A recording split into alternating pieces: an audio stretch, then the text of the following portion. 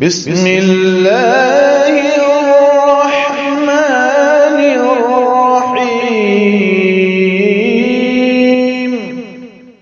وقرآنا فرقناه لتقرأه على الناس على مكث ونزلناه تنزيلا. الحمد لله رب العالمين والصلاة والسلام على سيد الأنبياء والمرسلين وعلى آله وأصحابه أجمعين. أما بعد، أعوذ بالله من الشيطان الرجيم. بسم الله الرحمن الرحيم.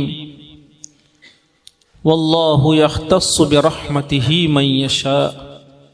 صدق اللہ مولانا العظیم.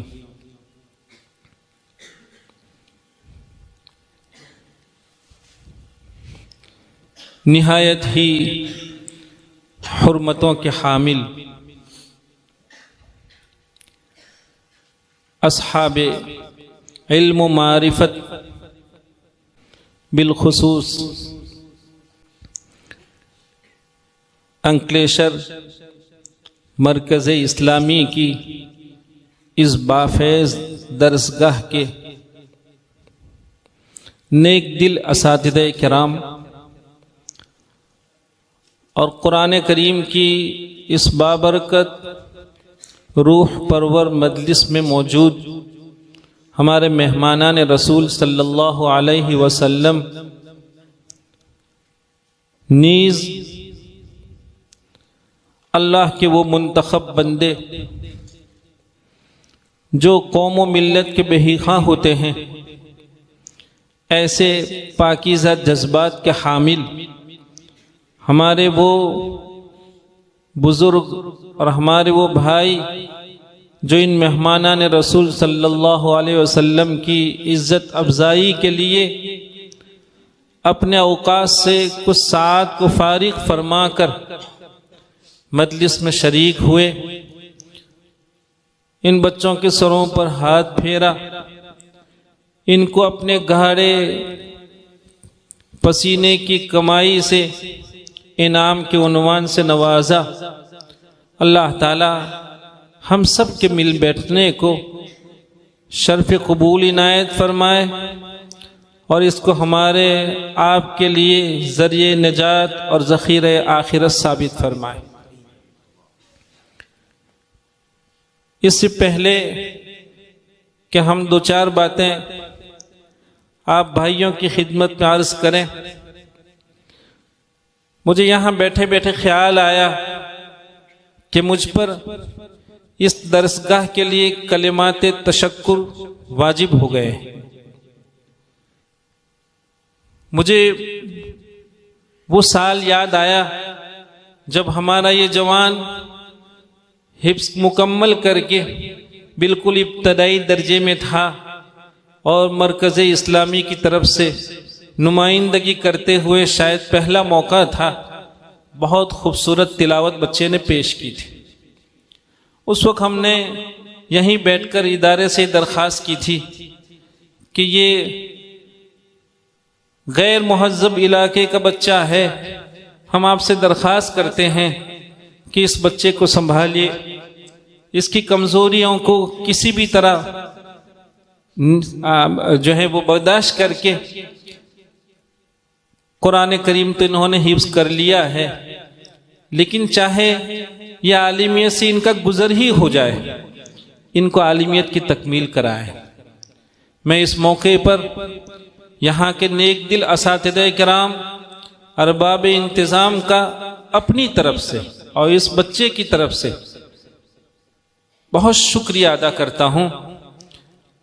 ہمیں معلوم ہے کہ ایک کمزور بندے کو لے کر چلنا وہ کتنی دشوار گزار راہ کہلاتی ہے. پھر بالخصوص ایسے اساتذہ کرام کہ جن کو اللہ رب العزت نے علم کا وافر حصہ عنایت فرمایا ہو، ذوق عالی ہو، پھر طلبہ عزیز کا غیر معمولی درد ہو، ایسے اساتذہ کرام کے لیے کسی اس طرح کے بچے کو لے کر چلنا آسان نہیں ہوتا ہے۔ اللہ تعالیٰ ان سب کو ایسی ساری چیزوں کو آپ کے میزان عمل میں فرمائے، اور بچے کو بھی ہم مبارکباد پیش کرتے ہیں کہ اس نے اپنے اساتذہ کرام کی عظمتوں کو سمجھا، یہ حرمات کو بجا لائے۔ ماشاءاللہ ان سے ہم امید کرتے ہیں کہ یہ مزید اس فن کو من حیث الفن اختیار کرے۔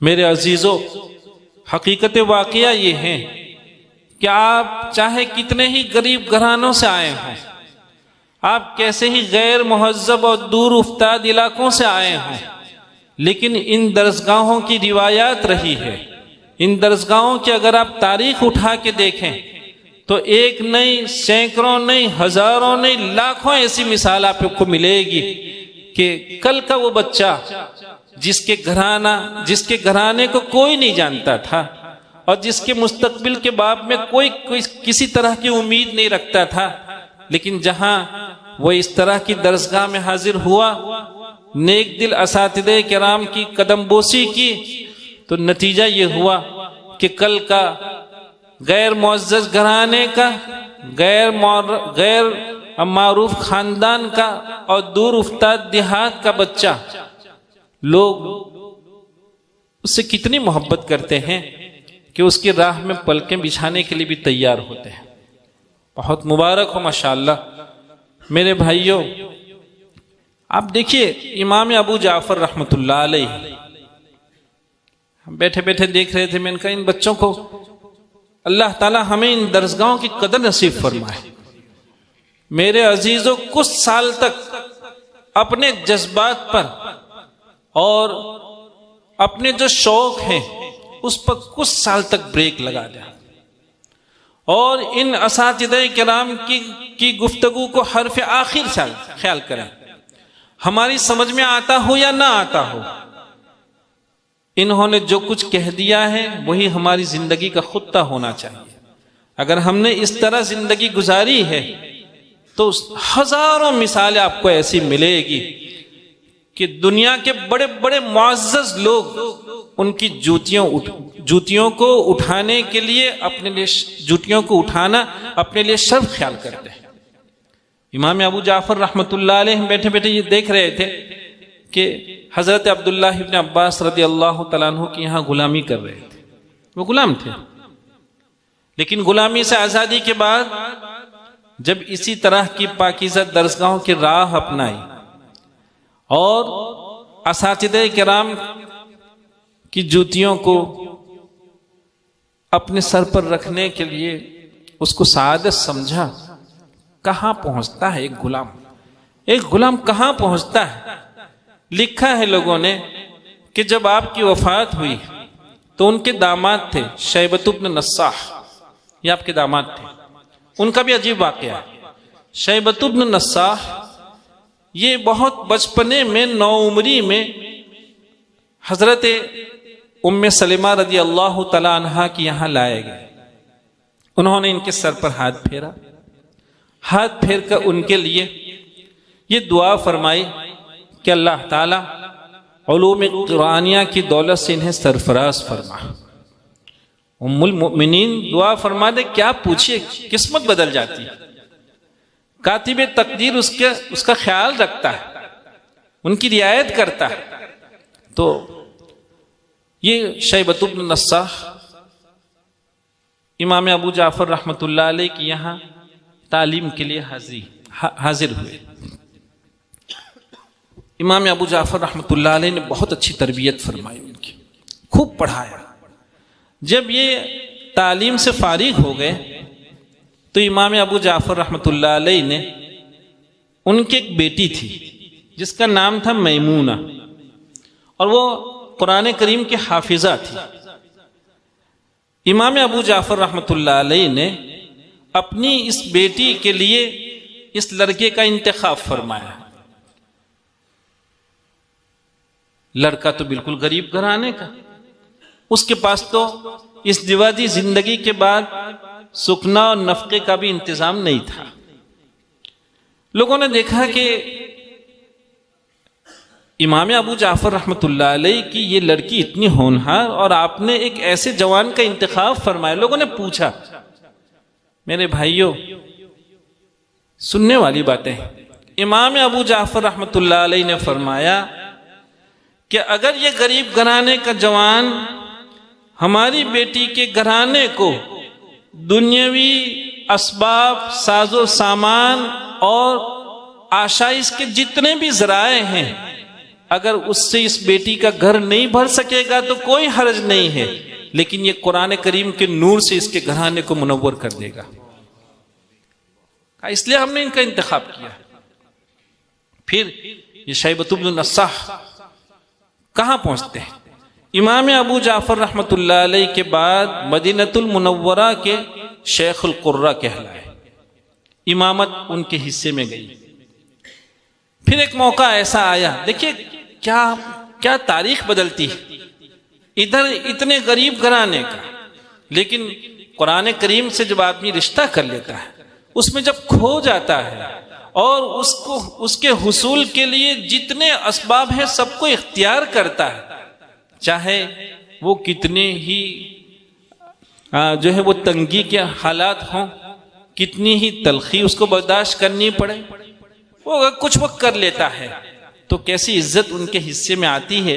شیبۃ بن نصاح کے باب میں لکھا ہے کہ نواسۂ رسول صلی اللہ علیہ وسلم حضرت حسین ابن علی رضی اللہ تعالیٰ عنہ کی بیٹی کا انتقال ہوتا، جن کا نام سکینہ تھا. ان کا انتقال ہوتا ہے تو معلوم کیا گیا کہ ان کی صلاۃ جنازہ کون پڑھائے گا؟ تو کہا حامل قرآن. اور حامل قرآن کے عنوان سے شیبۃ بن نصاح کا انتخاب ہوا، اور انہیں یہ شرف حاصل ہوا کہ سکینہ بنت حسین ابن علی ابن ابی طالب رضی اللہ تعالیٰ عنہ کی صلاۃ جنازہ ان کو پڑھانے کا موقع ملا. یہ تاریخ کہاں سے بدلی؟ یہ امام ابو جعفر رحمۃ اللہ علیہ کی صحبت اختیار کیے تو شیبۃ بن نصاح جو بالکل ایسے ہی گھرانے کے تھے، غلامی کے انداز میں آئے تھے، درسگاہ نے ان کی تاریخ بدلی. اس کو ہم کہہ رہے تھے کہ ان درسگاہوں کی روایات ہے کہ ان درسگاہوں نے کیا عزت دلائی ہے لوگوں کو. یہ امام ابو جعفر رحمۃ اللہ علیہ جو غلام تھے، ان کے باب میں لکھا ہے کہ جب ان کا انتقال ہوتا ہے تو انہی کے یہ داماد شیبۃ بن نصاح انہیں غسل دے رہے تھے. سارے لوگوں کو بلایا اور کہا دیکھیے زیارت کیجیے، یہ کیا ہے؟ تو دیکھا کہ ان کے سینے سے ان کے گلے تک ایک نور کا ٹکڑا تھا، جس سے سارے لوگوں نے حلفیہ انداز میں یہ کہا کہ چونکہ اللہ کے اس بندے نے پوری زندگی قرآن کریم میں گزار دی ہے، یہ قرآن کریم کا نور ہے. یہ کون تھا؟ غلام تھا. حضرت عبداللہ ابن عباس رضی اللہ تعالیٰ عنہ کیا غلامی کر رہے تھے. کیا آج کا ایک لیبر جو جھاڑو دینے والا ہو، جو راستوں پہ جھاڑو دیتا ہو، جو کسی کے گھر کے برتن مانجتا ہو، کیا وہ اس عزت کا کبھی تصور کر سکتا ہے؟ لیکن تصدیقات ہیں. تصور کیا ہے؟ تصدیقات ہیں. چنانچہ امام ابو جعفر رحمۃ اللہ علیہ کے باب میں اور لکھا، سلیمان ابن سلیمان عمری وہ بیان کرتے ہیں کہ آپ کا انتقال ہوتا ہے اور ہم نے انہیں خواب میں دیکھا. پوچھا کہ اللہ رب العزت نے آپ کے ساتھ، اور خواب میں کیا دیکھا؟ امام ابو جعفر رحمۃ اللہ علیہ بیت اللہ کی چھت پر ہیں. خواب میں انہوں نے پوچھا کہ اللہ تعالیٰ نے آپ کے ساتھ کیا معاملہ فرمایا. سنیے میرے عزیزو، فرماتے ہیں امام ابو جعفر کہ اللہ تعالیٰ نے تو کیا کرم فرمایا کہ مجھے شہداء کی فہرست میں میرا نام درج فرمایا، اور شہداء سے مجھے قرار دیتے ہوئے ان لوگوں میں مجھے شامل کر دیا جو اپنی قبروں میں رزق دیے جاتے ہیں. اور آگے سنیے، علامہ جزری رحمۃ اللہ علیہ جیسا محقق لکھتا ہے کہ میں نے ابو عبداللہ محمد ابن قصا کے نوشتے میں دیکھا، ان کے یہاں جو پرچیاں کچھ کاغذات پڑے ہوں گے، تو کہا میں نے خود وہ کاغذ ہمارے ہاتھ آیا، میں نے اس نوشتے میں لکھا دیکھا. کیا لکھا دیکھا؟ کہ امام ابو جعفر رحمۃ اللہ علیہ کو کسی نے خواب میں دیکھا. پوچھا کہ کیا ہوا؟ کہا مت پوچھیے، اللہ تعالیٰ نے کیسی نوازشات کا معاملہ کیا، لیکن تم ہماری طرف سے ہماری اس قرات پڑھنے والوں کو یہ مزدہ سنا دو، یہ خوشخبری دے دو کہ میں نے اپنی عمر میں اس قرات پڑھنے والوں کے لیے جو دعا کی تھی کہ اللہ تعالیٰ ان کی مغفرت فرما، اللہ تعالیٰ نے میری یہ دعا قبول فرما لی، اور جو آج پڑھ رہے ہیں آئندہ جو لوگ پڑھیں گے اللہ تعالیٰ نے سب کو معافی عنایت فرما دی۔ کیا ایک غریب گھرانے کا، ایک مزدور طبقے کا شخص اس طرح کی عزت کا، ایسے نوازشات کی امید کر سکتا ہے؟ کہاں ہوتا ہے یہ؟ کہاں سے سب کچھ ہوا؟ یہ جو کچھ ہوا ہے وہ ان درسگاہوں سے ہوا ہے۔ اس لیے میرے عزیزو، ایسی درسگاہوں کی قدر پہچانیے۔ ہم دیکھ رہے ہیں، مجھے بیٹھے بیٹھے جب امام ابو جعفر رحمۃ اللہ علیہ کے حالات، میں نے کہا بھئی یہ بچہ تھا، اس کو واقعتاً ہمارے دل میں یہ داعیہ ہوا کہ ان اساتذہ کرام کا ہم شکریہ ادا کریں کہ اس بچے کو انگلی پکڑ کر چلایا۔ ہم جانتے ہیں کہ اس بچے میں چلنے کی شاید وہ صلاحیت نہیں ہے جو دوسرے بچوں میں ہے، لیکن ان کی نوازشات ہے، ان کی دریا دلی ہے، اور ان کا ظرف ہے، اور کمال تو یہی ہے، کمال تو اسی کا نام ہے الحمدللہ۔ مجھے بیٹھے بیٹھے میں نے کہا دیکھیں یہ حال ہے امام ابو جعفر رحمۃ اللہ علیہ۔ یہ امام ابو جعفر الفاظ نہیں، معنی کی کیسی دنیا رکھتے ہیں۔ دیکھیے صرف الفاظ کا مسئلہ نہیں ہے، معنی کی کیسی دنیا رکھتے ہیں۔ ان کے قرات میں سارے بچے جانتے ہیں جو لوگ قرات پڑھتے ہیں کہ آپ کے یہاں نون ساکن اور تنوین کے بعد غین اور خا کے آنے پر اخفا ہوتا ہے، کسی امام کے یہاں نہیں ہے ایسا۔ یہی ایک امام ہے جو سارے لوگ جہاں اظہار حلقی کرتے ہیں وہ آپ اخفا کرتے ہیں، لیکن ان کے اس اخفا سے ایک موقع جو مواقع مستثنا ہیں، ان میں سے ایک موقع والمنخنقۃ حرمت علیکم المیتۃ والدم ولحم الخنزیر وما اہل لغیر اللہ بہ والمنخنقۃ۔ اصول کے مطابق نون ساکن کے بعد خا ہے، ان کی روایت کے بموجب یہاں اخفا ہونا چاہیے تھا مگر نہیں ہو رہا، نہیں کر رہے، وہ اس کو مستثنا قرار دے رہے۔ سوچتے رہا کیا توجیہ ہو سکتی ہے، کوئی لکھتا نہیں ہے، روایت تو بہرحال اپنی جگہ ہے۔ ایک روز اللہ تعالیٰ نے مدد فرمائی اور ذہن میں آیا کہ یہ والمنخنقۃ، اللہ تعالیٰ نے اس انسانیت کے لیے جن چیزوں کو اور جن جانوروں کو کھانے کے لیے حرام قرار دیا گیا ہے، خود مر گیا جانور، ذبح کیے بغیر خود مر گیا ہو، حرمت علیکم المیتۃ۔ خیر آگے بڑھتے بڑھتے والمنخنقۃ، وہ جانور جس کا گلا دبا دیا گیا اور گلا دبانے سے اس کو مار دیا گیا ہو، کا اس کا گوشت بھی کبھی نہیں کھاتے، حرام۔ دیکھیے کیا ہوا،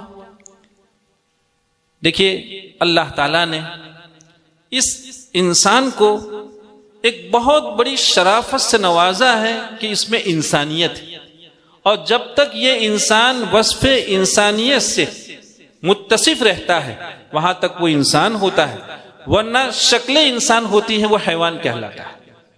جب انسانیت، آپ گجراتی میں کہ انسانیت مری پرو ہے، مری گئی، ایسا امام ابو جعفر رحمۃ اللہ علیہ فرما رہے ہیں اخفا نہیں ہوگا۔ کیوں؟ اس لیے کہ اخفا میں دیر ہوتی ہے، اخفا میں ایک الف کے بقدر گننا ہوتا ہے، اور ایک الف کے بقدر کیا، اب تو مسئلہ یہ ہو گیا ہے کہ لوگ گننے کو ایک الف تک تو جیسے تشفی نہیں ہوتی، دیر الف۔ ہم نے حضرت قاری محمد رمضان صاحب رحمۃ اللہ علیہ سے ایک مرتبہ پوچھا کہ حضرت لوگ گننے کی مقدار بیان کرتے ایک الف، لیکن تعامل تو اس کے مطابق نظر نہیں آ رہا ہے، جس کو دیکھو ایک الف سے تو زیادہ ہی گننا کر رہا ہے۔ تو فرمانے لگے کہ کر صاحب لکھا ایک ہے لیکن مشائخ کا معمول بہا جو ہے وہ ڈیر الف ہے۔ میں نے کہا چلیے اچھا ہوا بھائی، اکابر سے اتنی اجازت مل گئی۔ تو دیکھیے ایک الف ہو یا ڈیر الف، والمنخنقۃ میں امام ابو جعفر کی روایت کے اصول کے بموجب ایک الف یا ڈیر الف کی تاخیر ہونی چاہیے تھی۔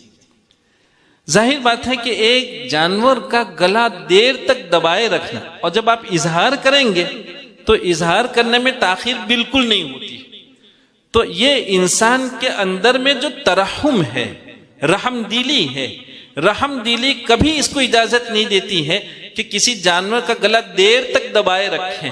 اس لیے امام ابو جعفر رحمۃ اللہ علیہ نے اخفا کی تاخیر کو برداشت نہیں کیا، اور کہا اظہار سے پڑھیے اس کو. کیا امام ابو جعفر رحمۃ اللہ علیہ والمنخنقۃ. میرے بھائیوں، یہ درسگاہ عجیب و غریب درسگاہ ہے، لیکن حقیقت یہ ہے کہ ہم اور آپ ابھی اس کی جو قدر پہچاننی چاہیے ہم نہیں پہچان پائے. لڑکوں، اس دنیا کا المیہ ہے.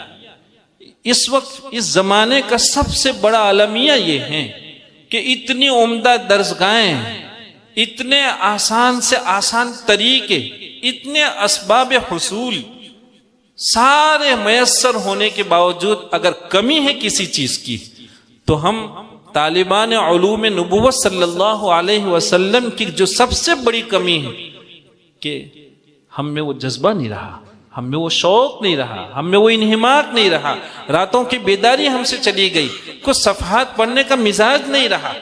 ورنہ جن لوگوں نے ان درسگاہوں کے مقاصد کو اپنے گلے کی تعویذ بنا لیا تھا، اپنے ان درسگاہوں میں حاضری کا کیا منشا ہوتا تھا، جنہوں نے اس کو ہمیشہ پیش نظر رکھا، وہ ان درسگاہوں کے مقاصد کے بموجب الحمدللہ جہاں فارغ ہوئے، قوم نے انہیں ہاتھوں ہاتھ لیا. قوم ان کا دیر تک انتظار کرتی رہی. اور پھر چونکہ یہ قرآن کریم کی مجلس ہے، اللہ تعالیٰ اگر بہترین قرات، شاندار انداز، پر تاثیر تلاوت یہ اگر کسی کے حصے میں فرماتے ہیں تب تو کیا پوچھئے، دلوں کی دنیا بدل جاتی ہے.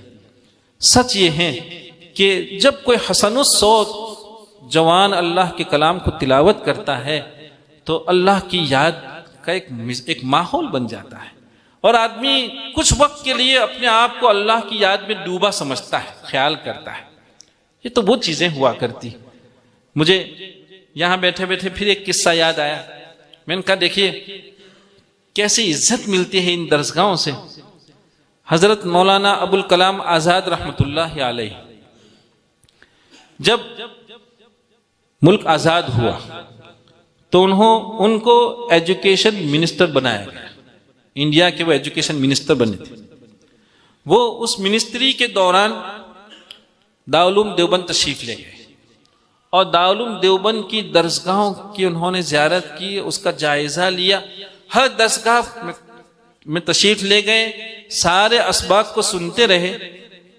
حضرت قاری حفظ الرحمن رحمۃ اللہ علیہ جو صدر القراء تھے، حضرت قاری عبد الرحمن مکی رحمۃ اللہ علیہ کے بہت معتمد شاگردوں میں، اور کہیے کہ حضرت قاری عبد الرحمن مکی رحمۃ اللہ علیہ خود انہیں دارالعلوم دیوبند لے کر تشریف لے گئے تھے، اور یہ کہا تھا کہ دارالعلوم کی شان کا اگر ہمارا کوئی شاگرد ہے تو یہ حفظ الرحمن ہے. چنانچہ وہ دارالعلوم دیوبند میں جب تک رہے صدر القراء کی حیثیت سے رہے. ان کی درسگاہ کے باہر حضرت مولانا ابوالکلام آزاد رحمۃ اللہ علیہ اور حکیم الاسلام حضرت مولانا قاری محمد طیب صاحب رحمۃ اللہ علیہ جو زمانے میں محتمم تھے دارالعلوم کے، وہ درسگاہ کے باہر گئے تو دیکھا حضرت قاری حفظ الرحمن رحمۃ اللہ علیہ مشق کرا رہے تھے. حضرت مولانا ابوالکلام صاحب کا دل بھر آیا، کچھ دیر تک سنتے رہے، اور پھر جیسے دوسری درسگاہوں کا جائزہ لے کر وہاں سے ان کا گزر ہو جاتا تھا وہ تشریف لے گئے. جب پورے ادارے کا جائزہ لے کر فارغ ہو گئے تو حکیم الاسلام رحمۃ اللہ علیہ نے ان کی خدمت میں عرض کیا کہ حضرت آپ بہت دیر سے ادارے کی ساری درسگاہوں کا بہت گہرائی سے جائزہ لے رہے تھے، مطالعہ فرما رہے تھے، اب تھک گئے ہوں گے، تو اب آپ کے نشاط کے لیے ہم کیا کریں؟ یعنی چائے کافی کیا ہونا چاہیے؟ جواب سنیے بچوں. فرمایا کہ میرے نشاط کی اگر کوئی چیز ہے تو ایک ہی ہے کہ مجھے پھر حضرت قاری حفظ الرحمن رحمۃ اللہ علیہ سے قرات سنا دیجیے. اس کا میرے نشاط کی ایک ہی چیز ہے.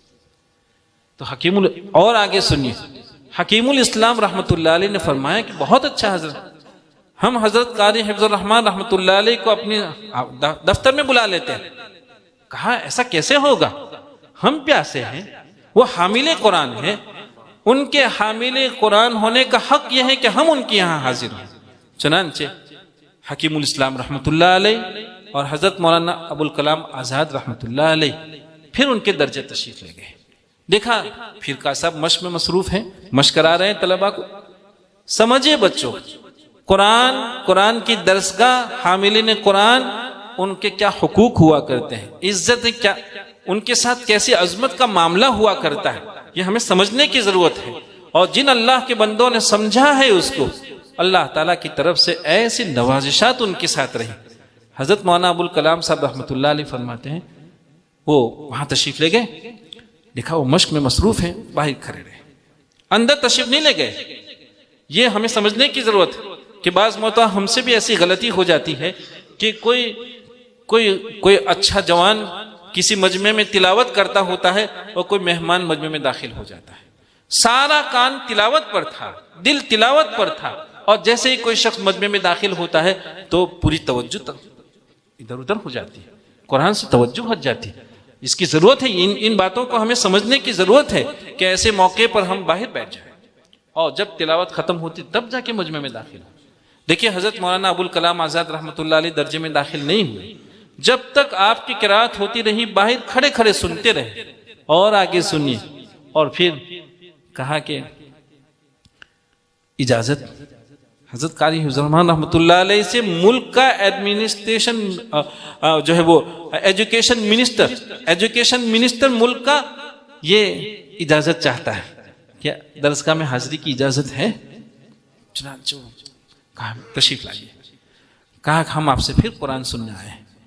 حضرت قاری حفظ الرحمان رحمۃ اللہ علیہ نے سورہ ملک تلاوت فرمائی، اور کہتے ہیں لوگ کہ اس انداز میں سورہ ملک کو تلاوت کیا ہے، حضرت مولانا ابوالکلام آزاد رحمۃ اللہ علیہ اپنے آپ کو سنبھال نہیں پائے، ان کی آنکھیں سنبھلتی نہیں تھی، انہوں نے اپنے آنسو چھپانے کے لیے بہت زور سے اپنے رخسار کو اس طرح دبائے رکھا، لیکن ممکن نہیں ہوا، اور ان کی آنکھوں سے آنسوؤں کا سیلاب جاری ہوا۔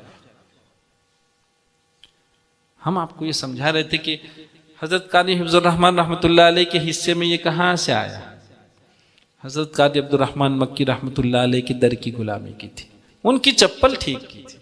اور حضرت قاری حفظ الرحمان رحمۃ اللہ علیہ کا مسئلہ یہ تھا، آپ فرماتے تھے کہ اب میں کتابیں نہیں دیکھتا ہوں، میرے استاذ محترم نے درسگاہ میں کسی بھی کتاب پڑھاتے ہوئے کسی مسئلے پر جو تقریر کی ہے، مجھے بلفظ ہی وہ تقریر حفظ ہے۔ کہا استاذ کی تقریر کے بعد اب مجھے کہیں جانے کی ضرورت نہیں، میرے پاس سب کچھ موجود ہے۔ اس لیے خیر میرے عزیزوں، اول تو ہم آپ کو مبارکباد پیش کرتے ہیں کہ ماشاءاللہ آپ کا پروگرام، جس کو انگریزی میں کہتے ہیں شارٹ اینڈ سویٹ، آپ نے کچھ بچوں نے ترتیلاً پڑھا، کچھ بچوں نے جو بچے تدویر پڑھ رہے تھے بہت اہتمام سے آپ کی تدویر پسند آئی ماشاءاللہ، وہ ان کے تدویر کا صحیح انداز تھا، بہت چیخ کر بھی نہیں، بہت رفتار سے بھی نہیں، ان کے پڑھنے میں جاذبیت تھی ماشاءاللہ۔ مبارک، بہت مبارک، آپ کے اساتذہ کرام وہ واقعتاً مبارکباد کے بہت قابل ہیں۔ اسی طرح ہمارے وہ بھائی جو بہت نیک جذبے سے ان بچوں کے حوصلوں کو بڑھا رہے تھے، ان کی خدمت میں بھی ہم ایک بات عرض کر کے اپنی گفتگو کو ختم کریں کہ انشاءاللہ آپ کی یہ داد و دہش اور ان مہمانان رسول صلی اللہ علیہ وسلم کے ساتھ آپ کی یہ محبتیں آج نے کل رنگ لائے گی انشاءاللہ۔ دنیا میں بھی آپ کو اس کا صلہ ملے گا اور آخرت میں بھی اس کا صلہ ملے گا۔ آپ نے نہیں سنا، مصر کا اتنا مشہور قاری شیخ محمود خلیل الحصری بالحا، کسی زمانے میں لوگ اس کو خسری خاں سے بولا کرتے تھے، بالحصری، حصر چٹائی، تو شیخ محمود خلیل الحصری ان کے والد کا پیشہ تھا جس کو ہم کہتے ہیں ان کی فیکٹری تھی اور ان کی یہاں چٹائی بنتی تھی، تو یہ دریاں بناتے اور پھر درجات حفظ جہاں جہاں ہوتے وہاں جا کے بہت مناسب دام میں درجات حفظ میں وہ چٹائی بک جاتی تھی، مناسب دام میں۔ ان کو بڑا اس کا داعیہ تھا، اور جب کبھی کوئی کہتا تھا کہ فلاں مسجد میں چٹائی نہیں ہے تو وہ فوراً اپنے گھر سے چٹائی لے کر حاضر ہو کے مسجد میں چٹائی بچھا دیا کرتے تھے، ان کا کاروبار تھا یہ۔ لکھا ہے لوگوں نے کہ امام محمود خلیل یہ امام تھے، کتنے بڑے امام تھے معلوم ہے آپ کو لڑکوں؟ شیخ عبد الباسط مرحوم ان کے شاگرد ہیں، شیخ محمد صدیق المنشاوی ان کے شاگرد ہیں۔ اور آگے سنیے، ان کے والد جب کویت گئے اور کویت میں جب دیکھا کہ قرآن کریم کے ساتھ تحریف کا معاملہ ہو رہا ہے تو جمال عبد الناصر صحیح ذہنیت کے چاہے نہیں تھے، لیکن وہ قرہ کے دل دادا تھے۔ آپ کو معلوم ہونا چاہیے کہ وہ قرہ کے دل دادا تھے، ہم اس کو ابھی نہیں چھیڑتے ہیں، لیکن شیخ محمود خلیل الحصری کے والد نے کویت میں جو کچھ دیکھا، جمال عبد الناصر کی یہاں آ کے کہا کہ قرآن کریم کے ساتھ یہ کچھ ہو رہا ہے۔ چنانچہ صرف ان کی اس فرمائش پر جمال عبد الناصر نے قاہرہ میں اذاعۃ القرآن نام کا ایک ادارہ قائم کیا۔ قاری صاحب سے پوچھے کتنی بڑی عمارت، بہت بڑی عمارت، یہ مصر کے جو بڑے بڑے قراء ہیں وہ وہیں جا کے اپنا ریکارڈنگ کرتے ہیں، اور یہ معلوم ہونا چاہیے کہ یہ دنیا کا پہلا شخص ہے، شیخ محمود خلیل الحصری یہ دنیا کا پہلا شخص ہے جس کا پورا قرآن کریم ریکارڈ ہوا، پہلا شخص، بعد میں لوگوں کا ہوا لیکن۔ اور شیخ خلیل الحصری تلفظ کے باب میں وہ حرف آخر ہوا کرتے تھے، ان کا القاء اور ان کا تلفظ ایسا کہا جاتا تھا کہ یہ سارے لوگ تلفظ میں یہ شیخ خلیل الحصری کے شاگرد ہیں۔ وہ جب تک کسی کے تلفظ پر دستخط نہیں فرماتے تھے سند نہیں ملا کرتی تھی۔ لیکن کیسے ہوا؟ یہ 2.5 سال کے تھے اور ان کے والد نے خواب دیکھا، کہا کہ میں نے خواب میں دیکھا کہ ایک انگور کا ایک درخت ہے، اس پر انگور کے خوشے ہیں، اتنی بڑی تعداد میں لوگ ہیں جو ایک ہی خوشے کو کھاتے کھاتے تھک جاتے ہیں لیکن خوشہ کم ہونے کا نام نہیں لے رہا۔ کہا یہ کیا چیز ہے؟ پھر انہوں نے کسی صاحب معرفت سے رجوع کیا ان کی طرف اور اپنا خواب بیان کیا، تو پوچھا کہ آپ کی یہاں اولاد بھی ہے؟ کہا اولاد ہے، چھوٹا ہے ہمارا بچہ۔ کہا نیت کیجئے، عزم کیجئے کہ یہ بچہ جب بڑا ہوگا تو اس کو آپ قاہرہ داخل کیجئے، جامعہ ازہر میں داخلہ دلائیے اس کو۔ چنانچہ شیخ محمود خلیل الحصری ان کے والد نے جامعہ ازہر میں داخلہ دیا اور پھر داخلہ دلایا کیا ہے، کیا کیا علوم ان کے حصے میں آئے، کیسی کتابیں انہوں نے لکھا ہے کہ چونکہ ان کے والد کا یہ مشغلہ تھا کہ وہ ایسی دینی درسگاہوں کی خدمت کا داعیہ اور جذبہ رکھا کرتے تھے، تو اللہ تعالیٰ نے دنیا میں تو یہ صلہ دیا ہی ہے، نہ معلوم آخرت میں اللہ تعالیٰ کی طرف سے کیا کیا مقام وہ پائیں گے۔ اللہ تعالیٰ ہمیں اور آپ کو ایسی درسگاہوں کی صحیح قدردانی نصیب فرمائے۔ اگر ہم طالب علم ہیں تو اللہ تعالیٰ ہمیں ایک طالب علم کی جو مسئولیات ہوا کرتی ہے، جو طالب علم کی جو ذمہ داری ہوتی ہے، میرے بچوں اللہ سے روزانہ مانگنے کا اہتمام کرو۔ دیکھیے ہم میں سے دھیرے دھیرے مانگنا اور راتوں میں اٹھ کر آنسو بہانا یہ دھیرے دھیرے ہم میں سے ختم ہو رہا ہے۔ کیا عجیب بات ہے، محتاج ہیں اور حاجت روا کی یہاں جانے کی توفیق نہیں ہوتی ہے۔ بچوں مانگو، اللہ سے خوب مانگو کہ اللہ تعالیٰ کسی بے راہ روی سے ہماری حفاظت فرما۔ آپ نے جب ان درسگاہوں کے لیے اتنے کروڑ انسانوں میں سے ہمارا انتخاب فرمایا ہے تو آپ یہ بھی کر سکتے ہیں کہ آپ ہمیں وہ توفیق دیں اور وہ اسباب ہمارے حصے میں فرمائیں کہ ہم آپ کے انتخاب کے لاج رکھ سکیں۔ اس کو مانگنے کی ضرورت ہے۔ تو اگر ہم طالب علم ہیں اللہ تعالیٰ ہمیں اپنی مسئولیات کا احساس نصیب فرمائے، ہم مدرس ہیں اللہ تعالیٰ اس کا ہمیں احساس نصیب فرمائے۔ بہت دل کی گہرائیوں سے مبارکباد پیش کرتے ہیں اور حاجی اقبال صاحب سے کہتے ہیں کہ بھائی اللہ کی ذات بے نیاز ہے، اللہ کی ذات بے نیاز ہے۔ بے نیازی کو بھی سناتا نہیں کہ قرات کی خدمت کیسے لوگوں سے اللہ تعالیٰ نے لی۔ جائیے حیدرآباد ادارہ کلیمیہ دیکھیے کیا ادارہ کلیمیہ ہے۔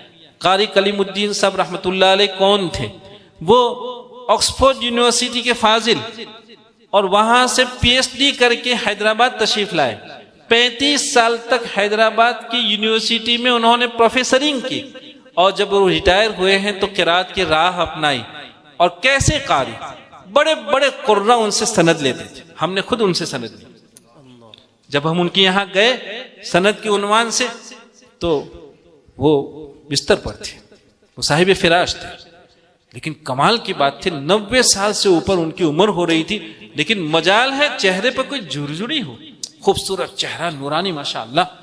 اور جب ہم نے ان سے درخواست کہا کچھ سنائیے، کچھ سنایا، تو سنانا تو جانتے ہی تھے، سنایا تو فرمایا کہ بھئی اتنے پر سند نہیں ملا کرتی، کہا نہیں کچھ کتاب بھی پڑھتے ہیں؟ میں نے کہا جی حضرت۔ کہا اچھا کچھ سوالات کیے، تو جب سوال کرنے لگے تو اندر میں ہم دعا کر رہے تھے کہ لاج رہے، اللہ پاک لاج رکھے۔ انہوں نے کچھ سوالات کیے تو اساتذہ کرام کی توجہات الحمدللہ حاصل رہی، اور ان کی برکات سے کچھ ایسے جوابات بن گئے کہ انہیں اطمینان ہو گیا۔ انہوں نے فرمایا کہ اچھا ہمارا ہاتھ پکڑیے، چنانچہ ہم نے ان کا ہاتھ پکڑا، انہوں نے دستخط فرمائے۔ کون ہے یہ کلیم؟ یہ اللہ کا وہ بندہ ہے جس نے اپنی پوری جائیداد ادارہ کلمیہ کے نام وقف کر دی، اور ہم نے سب سے پہلے نثر المرجان جیسی قرات کی اگر زیارت ہمیں نصیب ہوئی تھی تو ان کے کتب خانے میں ہوئی تھی۔ اس زمانے میں، یہ 1984 کی بات کر رہا ہوں، اس زمانے میں ان کے کتب خانے میں 350 کتابیں صرف قرات کی تھی۔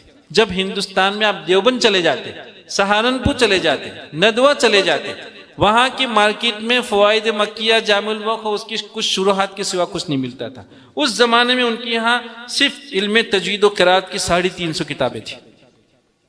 کس سے کام لیتا ہے اللہ تعالیٰ؟ کس سے کام لیتا ہے؟ ایک وہ پروفیسر جو آکسفورڈ یونیورسٹی میں پی ایچ ڈی کر کے آیا تھا، اور یہاں اتنے سال تک انہوں نے پروفیسرنگ کی تھی۔ اللہ کی ذات بے نیاز ہے میرے بھائیوں۔ اقبال بھائی یہ سمجھنے کی کوشش کریں، ہاں اتنا ضرور ہے کہ ہم ناتجربہ کار ہیں، ضرورت اس بات کی ہے کہ تجربہ کار اساتذہ کرام کے ساتھ ہم رابطے میں رہیں، اور ان کی نصائح کو ہم سر چڑھائیں۔ ادارہ اللہ تعالیٰ کا ہے، وہی اس کی حفاظت کرنے والا ہے، یاد رکھو۔ کوئی محافظ نہیں ہوتا، ہم تو صرف ایسے ہی اسباب کے طور پر۔ میں نے حضرت قاری کلیم اللہ صاحب رحمۃ اللہ علیہ کے یہاں دیکھا، جب سند مل گئی تو کہا کہ بھئی ان کو ہمارے یہاں درجے میں لے جاؤ، ہمیں درجے میں لے گئے تو دیکھا 65 سال کی 70 سال کی بوڑھیا تجوید و قرات کا پرچہ لکھ رہی تھی۔ کیا ہم میں کا کوئی قاری اپنے یہاں یہ ماحول بنا سکا ہے کہ وہ اتنی بڑی عمر کی عورتیں ان کے یہاں اس طرح امتحان دیتی ہو، قرات کا شعبہ قائم ہو؟ دیکھیں اللہ تعالیٰ کس سے کیا کام لیتے ہیں، اللہ کی ذات بے نیاز ہے۔ یاد رکھو اگر ہم نے کچھ کیا ہے اس دین کے لیے، کسی بھی شعبے کے لیے، دین کے کسی بھی ناحیے کے لیے اگر ہم سے کچھ ہوا ہے تو بھائیو اپنے ضمیر پر یہ لکھنے کی ضرورت ہے کہ ہم یہ سمجھیں کہ ہمارا کسی پر کوئی احسان نہیں، نہ ادارے پر احسان ہے، نہ امت پر احسان ہے، نہ دین پر احسان ہے۔ احسان ہے تو اس ذات کا ہے کہ اس نے ہمیں خدمت کے لیے قبول فرمایا۔ اللہ تعالی ہم سب کی مل بیٹھنے کو قبول فرمائے۔ میں پھر ایک مرتبہ آپ کو مبارکباد پیش کرتا ہوں۔ وآخر دعوانا ان الحمد للہ رب العالمین۔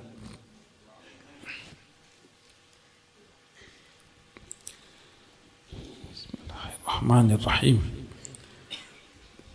الحمد للہ لک الحمد حمدا دائما ابدا ولک الشکر شکرا ما دام فیہ یا رب صل وسلم دائما ابدا علی حبیبک خیر الخلق کلہم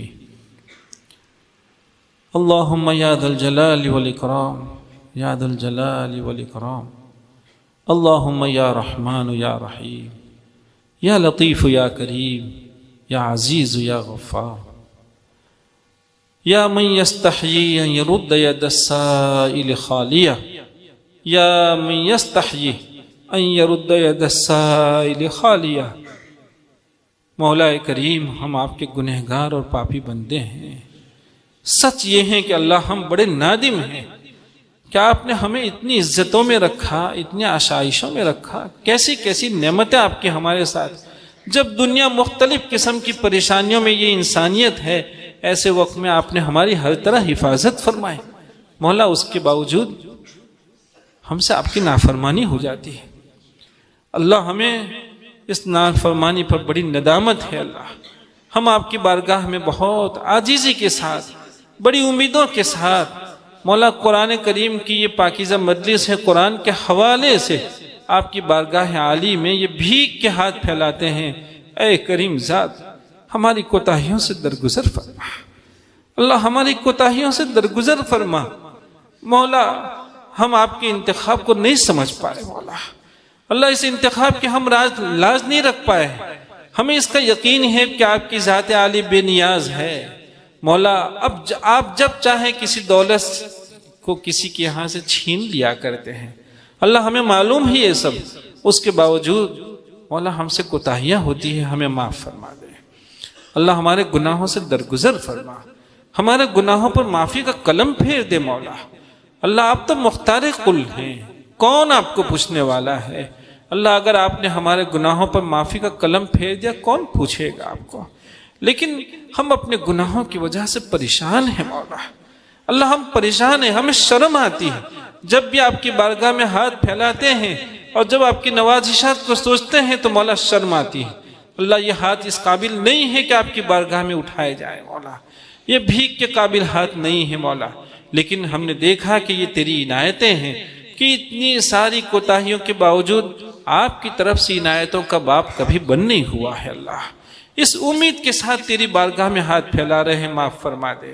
اللہ، ہمیں اپنی ارواح کی پاکیزگی کا احساس نصیب فرما، اے اللہ اس کو کچھ قلوب کی پاکیزگی کے لیے ہمیں کچھ کرگزرنے کا داعیہ اور جذبہ نصیب فرما اللہ، معرفت کی راہ نصیب فرما مولا، معرفت کی راہ نصیب فرما، تیرے نیک بندوں کی صحبت اختیار کرنے کا ہمیں جذبہ نصیب فرما مولا، اعمال صالحہ کی توفیق عطا فرما، بدعمالیوں سے ہماری حفاظت فرما، نیک توفیق ہمارے حصے میں مقدر فرما، ورنہ ہمارا حال تو یہاں تک ہو گیا ہے کہ خیر کی طرف طبیعت نہیں چلتی ہے، خیر کی طرف جانے سے قدم واپس ہوتے ہیں مولا، اے کریم آقا ہمارے بدحالی پر رحم فرما، اور مولا توفیق نیک ہمارے حصے میں مقدر فرما اللہ، آپ ہم سے راضی ہو جائیے، اپنے محبوب صلی اللہ علیہ وسلم کو ہم سے راضی فرما لیجئے مولا، اے اللہ ہم نہیں سمجھ پاتے ہیں کہ ہم سے کیا جواب بنے گا مولا، آپ کرم فرمائیے مولا،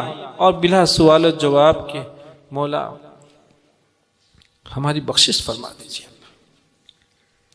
اللہ، امت میں بہت لوگ ہیں جو بیچارے مختلف قسم کی پریشانیوں کے شکار ہیں، بہت لوگ بیچارے اپنی پریشانیوں کے لیے دعاؤں کی درخواست کرتے ہیں اللہ، ان کے دکھ کے ہم تیری بارگاہ عالی میں ترجمانی کرتے ہیں، تو دکھیوں کا سہارا ہے مولا اللہ، ہم نے ان کو وعدہ کیا ہے، کچھ لوگ ہیں جو بیچارے مظلومیت کی وجہ سے پریشان ہیں اللہ تو دکھیوں کا سہارا ہے، تیری ذات عالی کے سوا دکھیوں کے سر پر کون ہاتھ پھیرے گا مولا، تیری ذات عالی کی ممتائیں تو ماں سے کہیں زیادہ ہے اللہ تو اپنے بندوں کو دکھی تھوڑی دیکھ سکتا ہے مولا، سب کے دکھ کو ہم تیری بارگاہ عالی میں پیش کرتے ہیں، اے دکھیوں کے سہارا سب کے دکھ کو ختم فرما، سب کی جائز ضرورتوں کو پورا فرما اللہ، اس مجمع میں تیرے جتنے بھی بندے جن نیک امیدوں کے ساتھ حاضر ہیں اللہ، سب کی جائز مرادوں کو پورا فرما،